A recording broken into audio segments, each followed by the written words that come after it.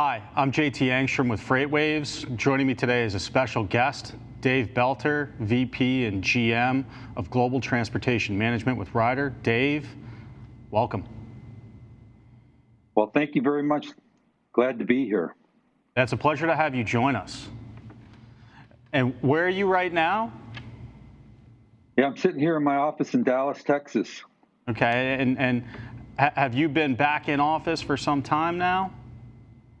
Well, actually, most of us are working from home. I just happened to be in the office this morning, catching up on some work and getting the week started off in the right direction. Yeah, okay. So our topic for today, which is a really interesting one, is the current transportation outlook and a look ahead into the duration of the year, which, given what 2020 has materialized into, I think will be a pretty interesting discussion. And one with a lot of uncertainty, so I think us putting some structure around it will be a fun mental exercise. And certainly there's a lot of uncertainty. That's right. So I think ahead of that, what would be helpful for the audience is, can we talk a little bit about your background and some of the experiences you've had in transportation, just to provide some context for the conversation? Sure. I've been involved in transportation my entire career. Both from a carrier perspective and then probably the last 30 years from a supply chain perspective. I've been with Ryder for over 30 years now. Specifically, all of my career with Ryder has been either in our dedicated contract carriage group, managing fleets and drivers, or in our supply chain group, managing transportation networks. And the last 10 years, I've been the vice president responsible for our transportation management product, managing global transportation for customers. And that's a rich background in terms of functional areas to be able to give you a really unique perspective on a lot of the different mechanics and moving pieces in surface transportation, both domestically and globally. So I think that'll give us a really great setup for this conversation. Yeah, no doubt. No doubt, I've had a lot of experience on the surface transportation side of the business. Which is one that is a passion of mine. So I think this will be very fun. Can we talk a little bit about the secular dynamics in transportation and maybe talk about a few years back leading up into this year, sort of independent of the pandemic, just trends around how surface transportation has evolved, independent of the cyclicality, which we'll get into on follow-on questions, but how you've seen the space evolve. Well, certainly, you can't talk about surface transportation without talking about the cyclicality. So I look forward to talking about that. But the space has certainly evolved with with technology, and then if you the whole digitization and automation of the tactical execution and the administration of transportation, and then that coupled with some of the more functional parts of the transportation, specifically surface transportation, with respect to the driver recruiting and driver shortage, driver wages, and now of course what's happening with insurance and some of those nuclear verdicts that had come down and carriers facing the increased insurance costs that are coming down the 2020 and beyond. That coupled with just the changes in the dynamics of what's happening with equipment, and we talk about automation of equipment. We talk about the ergonomics of equipment. We talk about the aerodynamics of what's happening with the equipment, and then some of the regulation around what's happening in California with labor and with just the equipment emissions. So there's just a lot of changes that carriers are facing the industry in terms of anticipating what's next around the corner. all coupled with working to grow your business and serve customers and build a balanced network. So certainly a lot of uncertainties and a lot of changes in the industry as a whole. Absolutely. And one of the first that you mentioned was technology. I think a unique question to think through, a question I have for you to think through is, do you think that the further adoption of technology in the space over the past, call it decade, has been an enhanced catalyst for propelling a higher level of asset-light solutions in the space, given their speed, their quality, their ability to maintain given service levels, to more deeply penetrate various operator networks? Would you say that there's validity to that thought process and hypothesis when going to market with shippers to provide kind of multi-pronged solutions aside from just straight asset-based solutions? Well, certainly, I think there's room for asset-based and asset-light solutions. The national and super regional truckload carriers play a major role in servicing our transportation needs here in the U.S. But then, certainly there's a large community of smaller carriers. Less than 50 assets, and bringing those carriers to bear in a network-like approach is where technology is bringing a lot of value to shippers when you can knit a significant volume of assets in a more coordinated fashion than you could otherwise. Certainly has the opportunity to bring some more, I'll say, predictable capacity to bear for shippers and in support of their dynamic transportation networks. I think that's right. And so now, if we're to circle back to our cyclicality element, as you look over the last, call it 5 years, sort of the back half of 2014 and into 2015 was defined by the Chicago freeze, the fallout of oil, WTI, Brent. 2016 was a little bit of a hangover from some of the contract negotiations in and around the supply and demand dynamics in 2015.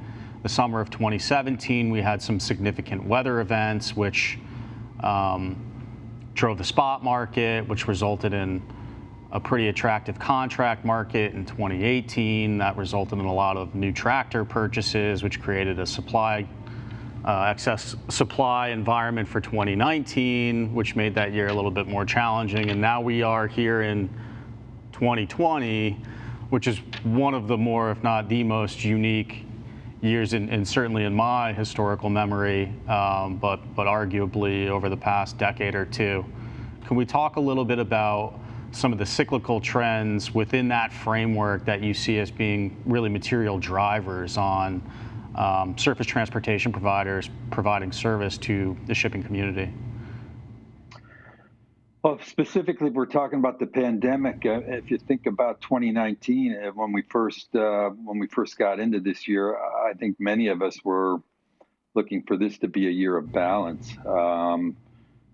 Coming off of what was a pretty difficult 17, early 18, and then certainly 19 was I'll say a year for the shipper for sure, and I think most shippers and 3PLs alike, we were anticipating that 2020 would be I'll say a more balanced year, and the pandemic certainly threw all of that out of whack. And who would have predicted that we'd shut down the economy? And certainly, as I talk to carriers, you think about what happened. The industrial sectors were slammed in terms of shutdowns, and then we had the large run on consumer products as the consumers provisioned up for what appeared to be a shelter-in-place mentality. And while if you look at March, volumes were fairly strong, but certainly way out of balance.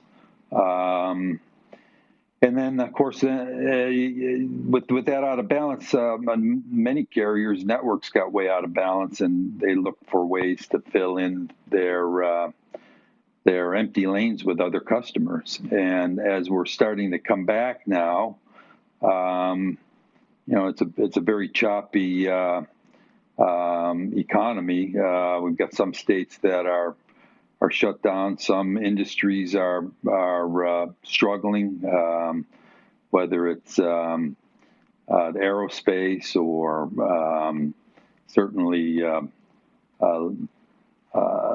leisure and travel way down. And so carriers' networks are completely out of balance, and they're really working hard to try and satisfy all of their customers, both the new customers they brought on to fill their excess capacity during the initial phases of the shutdown, and now as the economy's coming back, we've got carriers that are trying to satisfy both their newer customers from the that they brought on during the initial periods of the pandemic, and as their previous customers are coming back up, they're trying to satisfy very dynamic networks and challenges, coupled with surges and low inventory levels, and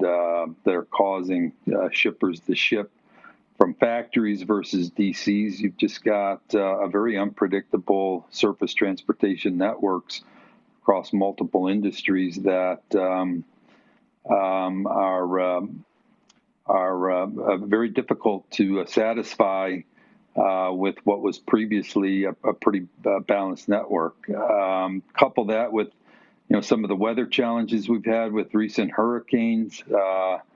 That's all kind of thrown the North American surface transportation networks into a bit of a chaos, and you can see that certainly with the loads that are in the spot market right now. Are I think year over year, I think we got 90% more loads in the spot market than we did in 2019, and I don't think anyone could have predicted that going into this year. And certainly with the retail holiday season just coming upon us, very unpredictable. Certainly we know that we're going to continue to see volumes like we have today, probably some uptick in volumes. And I think from a shipper perspective and a 3PL perspective, we're all working hard to ensure that we have lockdown capacity for the remainder of the year, and that means that we're bringing on additional carriers into the network to fill in. I'll say what we might call white space, where we're seeing some weakness in our carrier portfolios, and so we're making new contacts and new relationships with carriers that maybe we weren't working with on specific markets previously. We're working with them today in those markets. Yeah, I think that's a phenomenal overview of where what has materialized kind of year to date.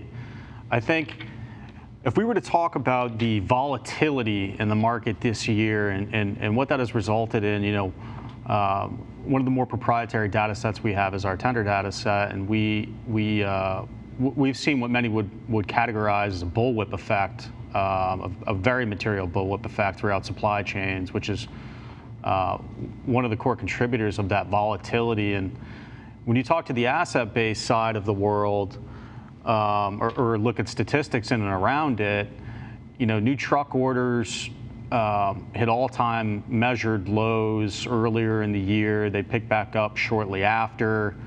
Driver schools have been very challenged to, quote unquote, create new drivers just due to the health implications of having large groups in close proximity. And you layer that on top of, again, significant volume volatility. Can we talk a little bit about present state today, supply and demand dynamic across, the asset base, and then, subsequently how that parlays into the asset light elements of the market? Yeah, it's a good question. Certainly, as I talk to our carrier partners, I think every one of them will say they could seat a significant number of more drivers if they could increase that pipeline of candidates. I've talked to carriers that say they have 10% of their fleet parked. I've talked to carriers that said that they had another 200 drivers, they could keep all 200 rolling. So certainly, and then again, that's reflected in the spot market. So these, the super regional national carriers certainly have more business than they can handle, and they're working hard, as I said earlier, to satisfy all of their customers. Sometimes I like to think they're trying to disappoint their customers just a little bit, every one of them. It's very difficult for them to get all of their equipment in position to haul that next load, even with 48-hour tender notification. It's difficult. But I think driver shortage, driver recruiting is back on top of the list of one of the top challenges that the carriers have. Coming out of 19, certainly we saw some reduction in capacity in the market. As I said, we went into 2020 in pretty good balance.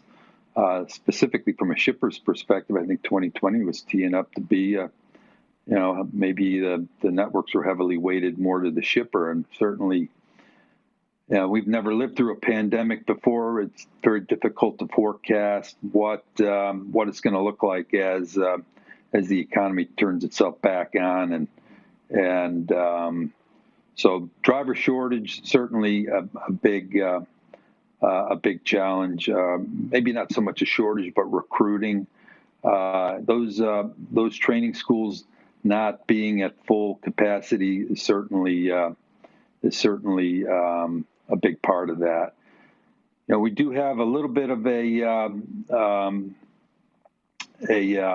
I'll say good news, I guess, from a carrier perspective. The competition for drivers, let's say in the oil and gas industry, not being at full bore should help to some extent, free up some labor. Unemployment's still high, so you would think that there's opportunities to continue to recruit and find those drivers. I know a number of carriers have increased driver pay or owner-operator pay. I think Schneider just recently announced a pretty big pay increase, and some others as well. We'll see if that lends itself to bringing on drivers. So, pretty typical when you get into this tight capacity market. You see a big push to fill more seats in trucks, and as you said, you see that truck orders has come up a little bit. So, but in this industry, supply and demand lag each other. We never get a perfect swing of the pendulum. There's always it's either a supply or deficiency or oversupply. It's very difficult to strike a perfect balance, and in this market, with the uncertainty of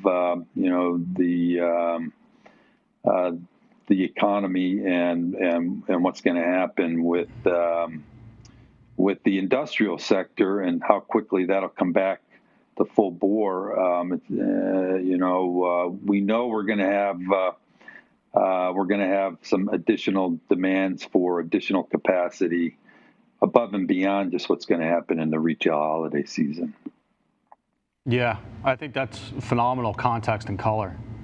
And so given that present state, again, given the background we've just provided of kind of past few years, the trends, both secular and cyclical, the current state of the market, let's talk a little bit about what we think the duration of the year might look like. And we're sitting, right on the precipice of 4Q starting right now. What do we think the final quarter of this roller coaster of a year might feel like? Well, I think from our perspective, certainly more of the same. I think October is going to be a big tell. September's typically a I'll say maybe a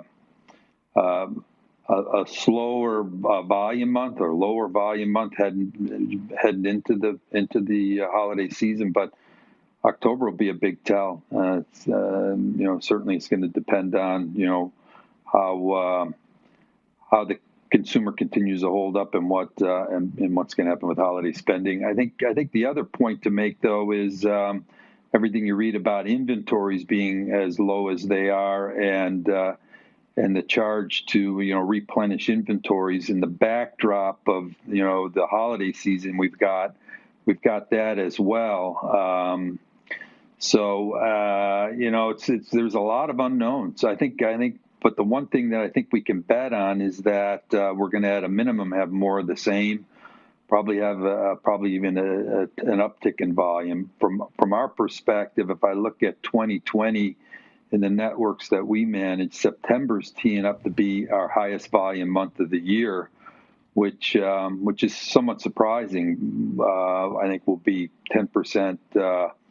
Higher volume in September than we were in March, which was the big provisioning month for the consumer. So if October's an uptick from that, I think we can look for the rest of the year being exactly what we have now, maybe a little bit tighter. And I'll say the uncertainty is what's going to happen with inventory replenishment. If I look at some of the networks that we're managing, a lot of factory direct shipping, which typically previously was shipping from warehouse. So you got a lot of new lanes that have emerged that shippers and 3PLs are working hard to lock down some predictable capacity to service those. Yeah, I think that's a great overview, and I think if we were to follow on with one final question before closing out, given all of this background we've provided with the setup for the market, the outlook moving forward, understanding that the market does not yet have full transparency, and analysts in the space, if you will, or the analyst-minded individuals are constantly reading as many tea leaves as possible to put together a mosaic theory style picture. Can you provide any thoughts on where you see opportunity for more data, more technology, or better technology, whether it be closer to real time, more expansive, more granular, higher functionality, or increased software solutions, whether it be analytics or otherwise? I'd be interested to hear your cursory thoughts on that. Yeah, and I think we started off the conversation talking about technology and kind of the concept of digitization, and we didn't talk a lot about data and big data and the business intelligence that can be derived by its employment. But certainly, the whole digitization of the process, the value of that is, speed. The faster that we can translate orders into loads and loads into tender acceptance, the better. But then when we get to the next level of that technology, it's about visibility, understanding where my orders are and where the capacity is in the market. Because with that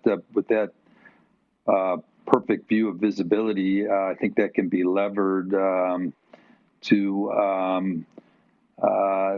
identify that next level of capacity for that next load. So really creating that perfect visibility from an execution perspective should be able to, in the long run, help identify the best available capacity, eliminate some empty miles, and help carriers, plan their networks out. I'll say in a more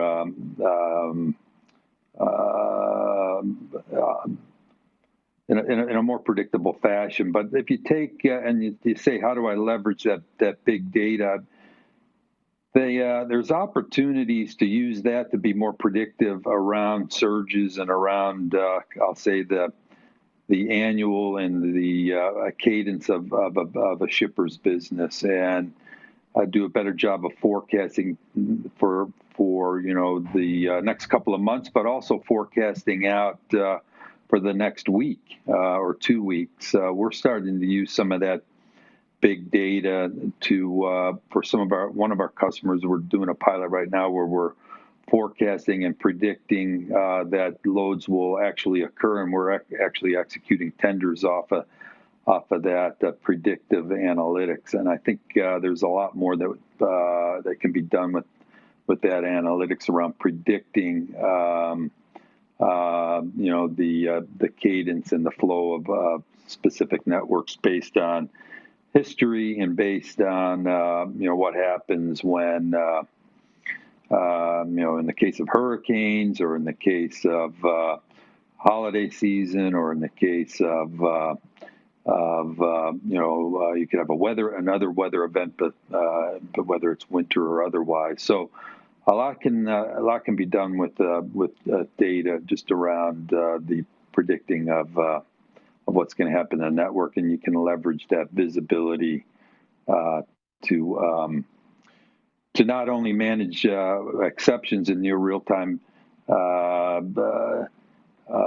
consuming information like weather or traffic patterns to be more specific about when loads are going to arrive, and do a better planning around receiving and shipping, and all of that helps drive this whole productivity at origins and destinations, put shippers in a better position from a shipper of choice perspective by producing a better lead time, and then being much more productive and efficient at the point of delivery or pickup.